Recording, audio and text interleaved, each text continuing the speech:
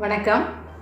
அட்சய திருதி அன்னைக்கு நகை வாங்கணுமா, வாங்கினா தங்க நகை அதிகமாக சேருமா அப்படிங்கிறத பார்ப்போம். அதுக்கு முன்னாடி 1985லேருந்து 1990 வரைக்கும் வதந்திகள்லாம், இன்னும் 90-95 வரைக்கும் வதந்திகள்லாம் அதிகமாக பரவிக்கிட்டு இருந்துச்சு.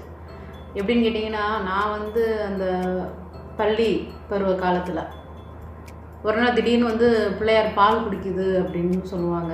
சரின்ட்டு அன்றைக்கி பால் வியாபாரம் பெருகும் போட்டி போட்டுக்கிட்டு சில நாட்கள் சென்ற பின் என்ன சொல்லுவாங்க அப்படின்னு பார்த்தீங்கன்னா, உடன்பிறப்புகளுக்கு, அதாவது சகோதரர்கள் தன் உடன் பிறந்த சகோதரிகளுக்கு பச்சை கலர் புடவை எடுத்து கொடுக்கணும், அந்த மாதத்தில் ஒரு குறிப்பிட்ட மாதத்தை சொல்லி இந்த மாதத்தில் எடுத்து கொடுக்கணும், இல்லை இந்த வருடத்தில் எடுத்து கொடுக்கணும் அப்படின்னு சொல்லி ஒரு வதந்தியை கிளப்பி விடுவாங்க.